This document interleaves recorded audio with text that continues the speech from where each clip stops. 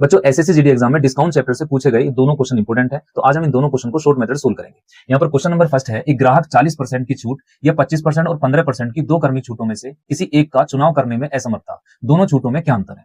तो इस क्वेश्चन को समझने के लिए हम एक एग्जाम्पल लेते हैं। एक दुकानदार किसी ग्राहक को दो ऑफर देता है। पहले ऑफर में 40% का डिस्काउंट होता है और दूसरे ऑफर में दो डिस्काउंट होते हैं, 25% और 15% के। अब ग्राहक इन दोनों का चुनाव करने में असमर्थ है, तो हमें केवल इन दोनों का अंतर बताना है कि कितना अंतर आएगा। तो यहां पर पहला जो ऑफर है उसमें केवल एक डिस्काउंट है और जो दूसरा ऑफर है उसमें दो डिस्काउंट है। हम डायरेक्ट इसका अंतर नहीं ले सकते, तो हम क्या करेंगे, इन दोनों डिस्काउंट से एक सिंगल डिस्काउंट बनाएंगे जिसे बोलते हैं इक्विवेलेंट डिस्काउंट, समतुल्य बट्टा। तो उसके लिए क्या करेंगे, हम यहां पर लिखेंगे पहला डिस्काउंट प्लस दूसरा डिस्काउंट माइनस 25 इंटू 15 अपॉन 100। तो यहां पर इन दोनों के बराबर एक सिंगल डिस्काउंट आ जाएगा। अब इस क्वेश्चन करने से पहले आप यहां पर एक चीज चेक करना, क्या इन दोनों का योग इस सिंगल के बराबर है। यदि ऐसा है तो हम अंतर डायरेक्ट निकाल सकते हैं, उसके लिए केवल इतनी वैल्यू को सोल्व करना पड़ता है। और यदि इन दोनों का योग इसके बराबर नहीं होता तो हमें पहले इस पूरी को वैल्यू को सोल्व करना पड़ता, जो भी डिस्काउंट आता उसका हम इसके साथ अंतर ले लेते, तो हमारा आंसर आ जाता।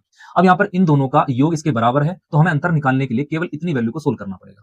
तो यहाँ पर अंतर आ जाएगा 25 इंटू 15 अपॉन 100। ऊपर मल्टीप्लाई करके आएगा 375 अपॉन 100। 2 जीरो हटाकर ऊपर पॉइंट लगा देंगे तो ये आ जाएगा 3.75% और ये इसका आंसर होगा। तो इस तरह से हम इस क्वेश्चन को सोल्व कर लेंगे। क्वेश्चन नंबर सेकंड दिया है, एक व्यक्ति 27% की छूट या 20% और 10% की दो क्रमिक छूटों में से किसी एक का चुनाव करने में असमर्थ था, दोनों छूटों में क्या अंतर है। पहला सिंगल डिस्काउंट है 27% का और जो दूसरा डिस्काउंट है उसमें दो डिस्काउंट है 20% और 10%। तो हम इन दोनों से एक डिस्काउंट बनाएंगे। एक डिस्काउंट बनाने के लिए पहले लिखेंगे 20 प्लस 10 माइनस 20 इंटू 10 अपॉन 100। तो यहां पर एक सिंगल डिस्काउंट आ जाएगा।